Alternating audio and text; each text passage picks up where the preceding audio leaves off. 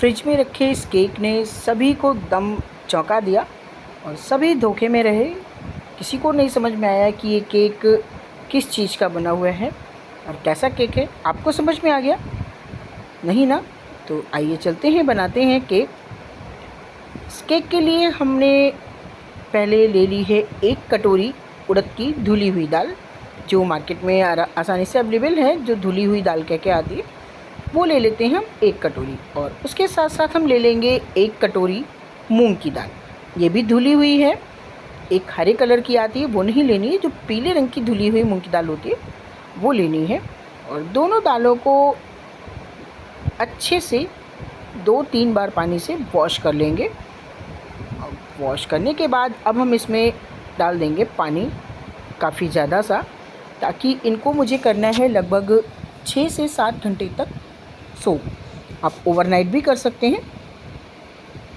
उसके साथ साथ 1 पैकेट दही, आधा किलो का जो पैकेट होता है, या आप घर का दही भी यूज़ कर सकते हैं, उसको हम एक स्ट्रेनर में रखकर और स्ट्रेनर को डिब्बे में रख देते हैं। मुझे बनाना है हंकर, तो इसको भी लगभग हम 6-7 घंटे के लिए स्ट्रेनर में रखकर फ्रिज में रख देंगे। बाहर नहीं रखेंगे, अगर बाहर रखेंगे तो दही आपका खट्टा हो जाएगा। गर्मियाँ बहुत ज़्यादा हैं, तो आप इसको हम रख देते हैं फ्रिज में। और लगभग 7 से 8 घंटे के बाद मैंने दाल को चेक किया है। देखिए दाल अच्छे से फूल गई है। और अब हमने इसका जो पानी था वो निकाल दिया है। इसके बाद अब लेते हैं मिक्सर जार, और उस मिक्सर जार में लगभग 2 इंच अदरक का टुकड़ा डालेंगे। और इसके साथ हम डालेंगे 2 से 3 हरी मिर्च। अब दोस्तों, आप लोग ये तो ज़रूर समझ रहे होंगे, सोच रहे होंगे कि क्या बेवकूफ़ बना रही है, कभी केक बताती हैं और उसमें दाल, अदरक, मिर्च, इनका क्या काम है? जी हाँ, सच में ये दाल, अदरक, इन्हीं सब का काम है इस केक में। आप लोग वीडियो में पूरे बने रहें, देखते रहें और बताएं फिर कैसी बनी। एक कमेंट तो ज़रूर कर दें इस बारे में। और इस दाल को हम जार में ट्रांसफ़र कर देते हैं और उसके बाद हम इसका एक फ़ाइन सा पेस्ट बना लेंगे। पानी नहीं डालेंगे दाल में, बिल्कुल भी पानी नहीं डालना है, बस ऐसे ही हमें एक फ़ाइन पेस्ट रेडी कर लेना है। देखिए इस तरीके का। और अब हम इसको निकाल लेते हैं अलग बर्तन में। इसी तरीके से सारी दाल को हम पीस लेंगे। देखिए सारी दाल हमारी पीस गई है, रेडी हो चुकी है। अब हम इसको रख लेते हैं थोड़ा सा मिक्स करके साइड में।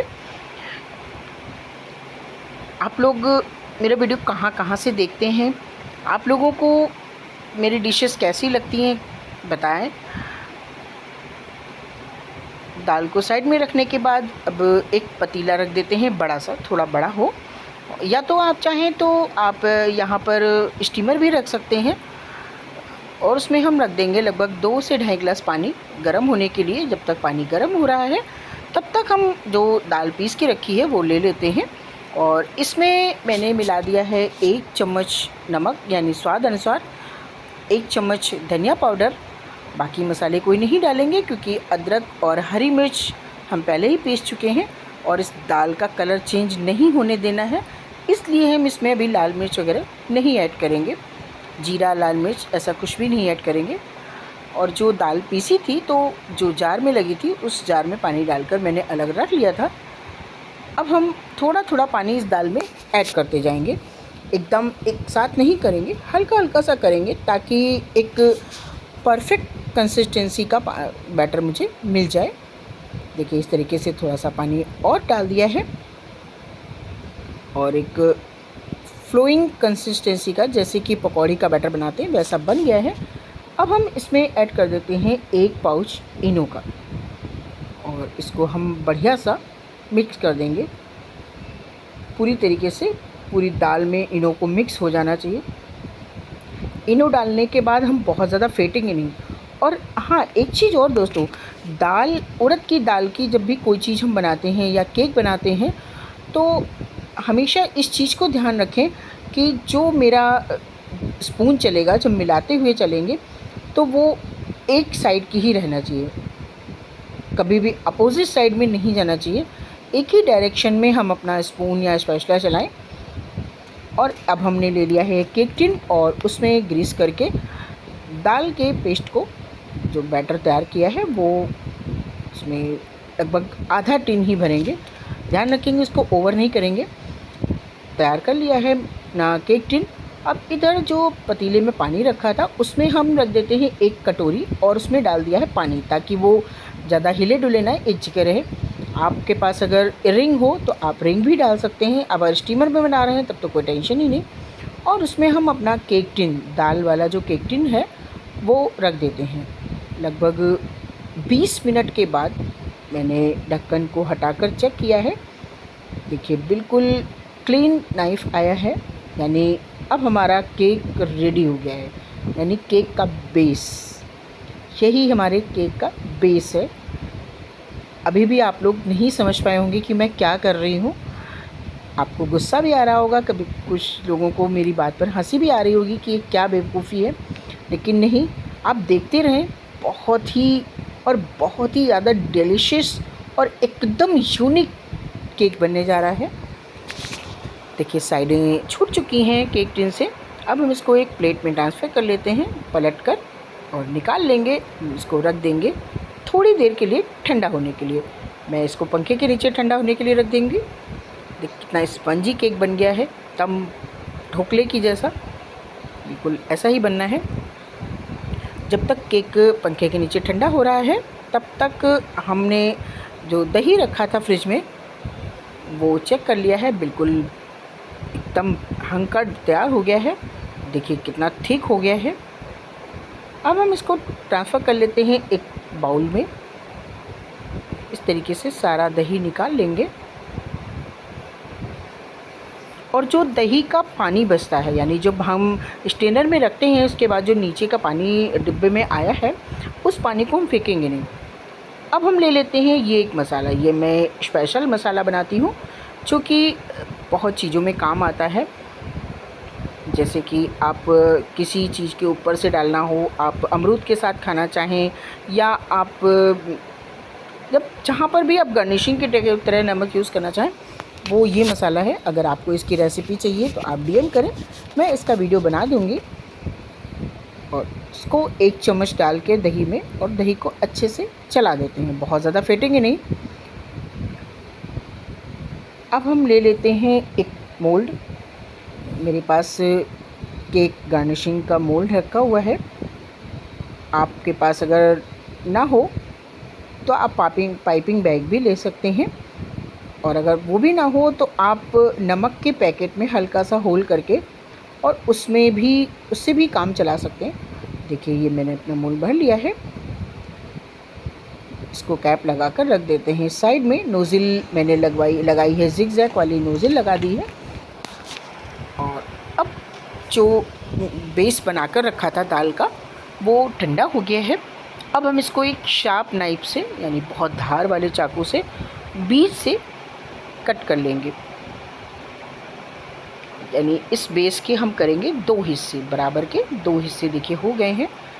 कितनी परफेक्ट जाली बनी है और बहुत ही सॉफ्ट बना है।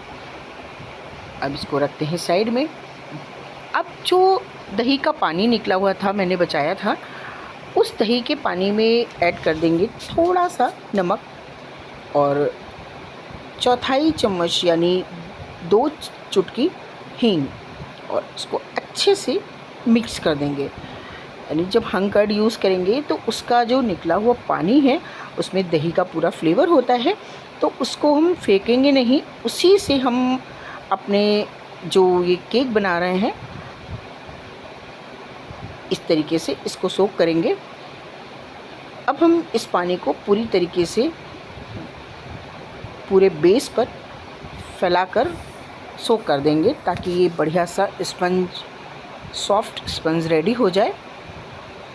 देखिए इस तरीके से पूरा सोक हो गया है। अब हम ले लेते हैं अपना हंग कर्ड, जिसमें स्पेशल मसाला मिला के रखा हुआ है। इसको हम बेस पर अच्छे से फैला देते हैं। थोड़ी सी मोटी परत ही फैलाएंगे, इस तरीके से। जैसे हम केक पर क्रीम का बेस लगाते हैं, इसी तरीके से हम इस पर मोटी परत से फैलाकर दूसरा जो दाल का दूसरा हिस्सा है यानी केक का दूसरा पोर्शन है वो हम रख देते हैं और उसके ऊपर भी हम अपना हींग का पानी डाल देंगे ताकि बढ़िया सा सॉफ्ट स्पॉन्ज तैयार हो।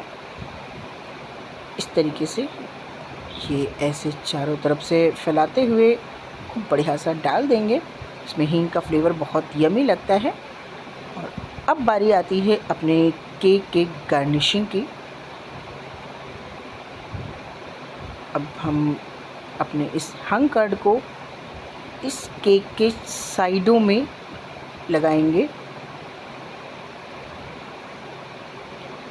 इस केक को हम डेकोरेट करना है मुझे, तो चारों तरफ इसकी परतों को हम इस हंग कर्ड से बिल्कुल कोट कर देते हैं। एकदम वाइट साइडें हो गई हैं। और अब ऊपर की परत पर भी अपना हंग कर्ड डालकर जैसे व्हिप क्रीम से हम केक को डेकोरेट करते हैं इसी तरीके से बिल्कुल स्मूथ करते हुए, नाइफ़ से बढ़िया सा स्मूथ करते हुए हंग कर्ड को फैला देंगे।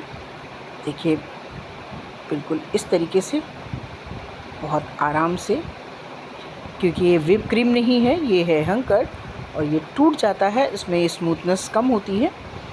व्हिप क्रीम में स्मूथनेस बहुत ज़्यादा होती है।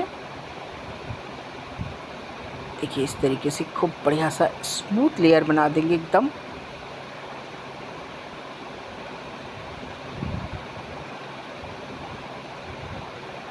अब देखिए पूरी तरीके से ढक गया है। कोई नहीं कह सकता ये दाल का है बेस। बिल्कुल केक लग रहा है ना?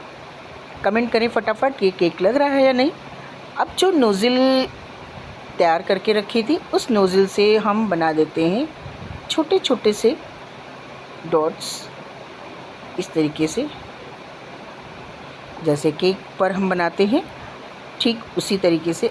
आप डेकोरेशन अपने अकॉर्डिंग कर सकते हैं। मैंने इस तरीके से चारों तरफ छोटे छोटे से डॉट्स बनाए हैं। उसके बाद अब ले लेते हैं अपनी हरी चटनी, धनिया पुदीने की बढ़िया सी चटपटी चटनी। देखिए बिल्कुल फ्रेश पिसी हुई चटनी को इस तरीके से पतली सी एक लेयर बना देंगे, क्योंकि वाइट कर्ड के ऊपर जब ग्रीन चटनी फैलती है तो देखने में बहुत ही खूबसूरत लगती है। और डेकोरेशन तो करनी ही करनी है केक भी, क्योंकि लोगों को धोखा तो देना ही देना है कि ये केक है या कुछ और है। कोई नहीं समझ सकता कि ये केक नहीं है, ये है दही भल्ला केक। आप दही भल्ले तो खाते ही होंगे, दही भल्ले तो आपको पसंद ही होंगे। और उसी दही भल्ले को हमने केक की तरह से रेडी किया है। देखिए ये ग्रीन चटनी हो गई। ये है मेरी इमली सोंठ की, इमली सोंठ बनाकर मैं रख लेती हूँ फ्रिज में अपने। अब उसको निकाल लेते हैं और सेंटर में हम इसे फैला देंगे। आप चाहें यहाँ पर टोमेटो सॉस भी कर सकते हैं, या आप चाहें यहाँ पर कोई फ्रूट्स भी लगा सकते हैं। गार्निशिंग आप अपने अकॉर्डिंग कर सकते हैं, केक डेकोरेशन आप अपने अकॉर्डिंग कर सकते हैं। कोई उसमें ज़बरदस्ती नहीं है कि आप ग्रीन चटनी या रेड चटनी लगाएं। और देखिए बिल्कुल सेंटर में एक हंग कर्ड का फ्लावर बनाकर और उसके ऊपर रख देते हैं गोल वाली रेड चिली। हो गई ना हमारी चेरी और व्हिप क्रीम की कोटिंग, और रेडी हो गया है हमारा दही भल्ला केक। देखिए लग रहा है ना केक, कोई नहीं बता सकता कि ये केक नहीं है, ये दही भल्ला है।